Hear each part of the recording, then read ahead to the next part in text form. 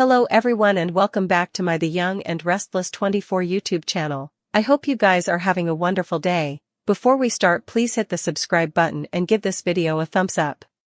When Adam brings a muffin along with his coffee to a table in crimson lights, Chelsea can hardly believe it. She allowed.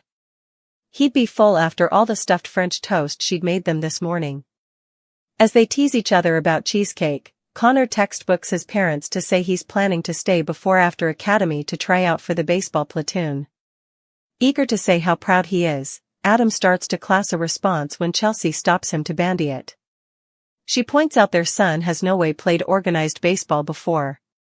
Players are notoriously ritualistic and do effects repetitively. Adam concedes she's right and admires her motherly instincts. Their son textbooks again to say he really wants to do it. Connor knows that baseball can produce some OCD tendencies but pledges not to spear and to use his tools to handle his anxiety. Plus, there's a cute girl on the platoon and he needs a reason to be around her. Chelsea decides to tell their son to go for it. With Connor, we hit a home run, she declares. As they join hands, Billy arrives and spots them. The parents converse about their son's chances until Billy interrupts. The three of them sputter about Connor and his love of sports. Billy offers to ask Johnny and Katie to go to the fur coops with him. As Billy orders coffee, Adam asks him if moment is the day he'll be officially launching his attack on Newman Media. The abbot suggests that he's the victim of misinformation. The Newman brags that any challenge he mounts to him is doomed. He's sure this is each about him and that Billy's abomination of him drives each he does. Admitting he used to suppose that way, Billy claims he no longer does and his company will be the antipode of Newman Media. His new company cares about the verity and will be the source of applicable information. Chelsea begins wriggling as the men affront each other.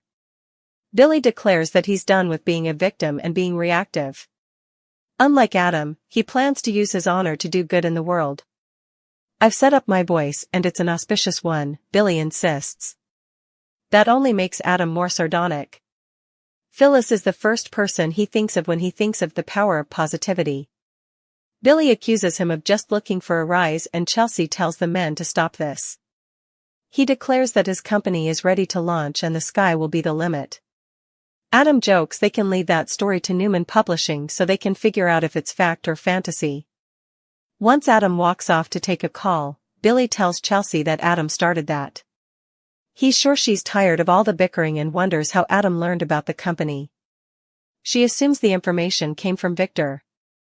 Billy tells her he's moved on from his vendetta against the Newmans. She's happy to hear that. They bandy her now participating in a dress with Adam. He notes they were holding hands when he walked by and also apologizes for crossing the line. When he asks about whether her getting close to Adam again is really about Connor, he adds that he doesn't want her to get hurt. They bandy his moving on with Sally. Billy explains that they're good together and having fun. He urges her to be careful with Adam and reprises that his new company has nothing to do with the Newmans. She appreciates that he cares, but she can look after herself. She's made her boundaries veritably clear with Adam. Returning, Adam asks Billy why he hasn't left. Is there some other area of his life he wants to stick his nose into? Billy insists he only came in to snare coffee and points out that Adam came after him within dismissal to grind. Once Billy takes off, Chelsea asks Adam why he'd to be so aggressive. Billy started it, he complains. She thinks he's taking this too tête-à-tête. Adam heard her telling Billy that she was setting boundaries with him. He insists this is none of Billy's business. He's a clunker and his new business adventure will fail. However, Chelsea wonders why his amusement so hovered, if he believes that. Frustrated, Adam claims he's not hovered. He only wishes that Billy would find some other assiduity to fall flat in. She urges him to drop the family feud and concentrate on her. Repentant, Adam explains that Billy gets under his skin and he thinks Billy uses her to do that. Chelsea suggests that Billy's opinions infrequently have anything to do with Adam. He has a history in media, so none of this should be a surprise. Adam complains that Billy has always abominated him for what happened in Baltimore, and that's why he went after Sally. Is that what this is really about? She asks.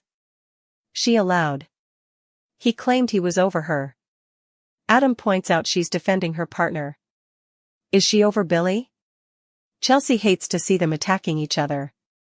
She cares about Billy just as he does about Sally. However, we've to stop criminating each other of not moving on, she says, if we're going to move forward.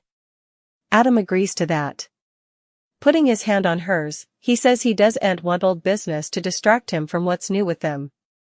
She pulls down her hand and reminds him that none of that's settled. Chelsea believes they've a chance but have to keep their eye on the ball.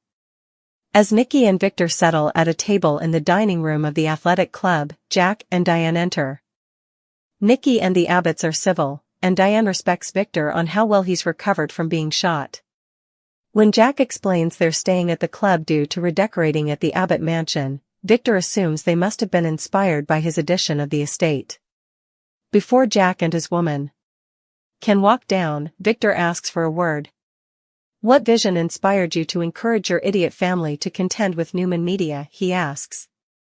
Jack wonders where he gets his information from. Diane suggests that he concentrate on healing rather of taking shots at her family. Lacing his fritters, Victor says he's looking forward to the spectacle of Billy going down in tears while squandering Jack's plutocrat. This will be yet another stain on John Abbott's great character. That sets Jack to blustering and angrily stroking his tie. Nikki declares that below the belt and Jack is adamant his father would be proud of the mark that Billy will make on the world. Victor nearly bursts out laughing when Jack suggests that he and Adam must be nervous right now. The Newman is confident that the idiot family will only befoul the family name. Jack and Diane bewail about stealing Glissade down from him. Jack is tired of all the prognostications of doom and dusk. Sitting up, the mustache warns that they can work on doctoring the facade of the house all they want, but soon the entire Abbott house will lie in remains. Nikki tries to end this discussion, which results in trading brickbats with Diane. Jack tries to end it coming by proposing that they make a pact. Are you high on capsules again? Victor asks. Jack would like the two of them to agree to keep Kyle and Claire out of their battles. Nikki agrees with this and so does Diane. Victor will have none of this, still, and refuses to leave it to Claire to make a choice. He's determined to cover his family. Jack predicts that this will only drive Claire down, just as his blustering has driven down his other children. I don't want my granddaughter involved with your son. It'll end in heartbreak. Victor declares. Jack and Diane get a table across the room and she tells her hubby how proud she's of him taking the high road.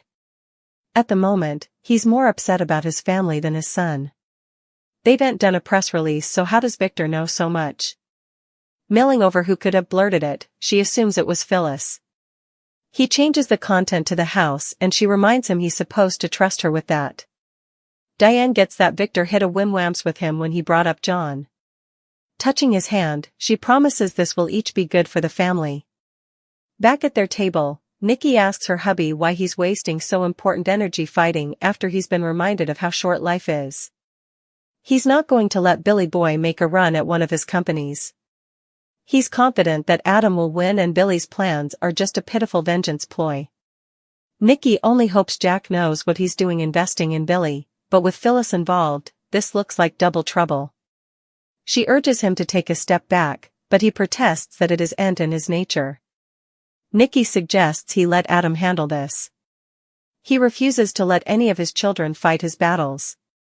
His woman remains concerned about Claire and how she'll be hurt when he goes after the Abbott. Reminding him that he made an armistice with Jack in the history, what would it take to put a stop to effects before they go too far this time? As Sally walks into the foyer, she gets a call from Billy. He'd love for her to come over since he wants to run his PR statement by her. The launch for Abbott dispatches has been blurted and he needs to get commodity out before Adam can. At home, Billy sighs and calls Phyllis. Getting voicemail, he leaves a communication, telling her they've a problem and he could use her help. He wishes he knew where she was and so does her family. He urges her to call the people who love her and also him. Jack arrives moments laterally and surprises him. He thanks his family for amalgamations and warns him that he ran into Victor and he's heard all about the new company. Billy explains he'd a run heft with Adam too. They presume on who could have blurted, and neither of them thinks it was Nick or that Kyle would have mentioned anything to Claire. Billy is working on getting in front of this but wishes he could have caught Newman Media off guard. I aloud. You weren't going to make this about the Newmans, Jack says. Billy claims he just said that out of habit and wishes Phyllis was there to help. Jack is dismayed that she's still missing. Sally bounces in as Jack asks his family how married Phyllis really is to her job. He urges his family to leave her name off any press releases.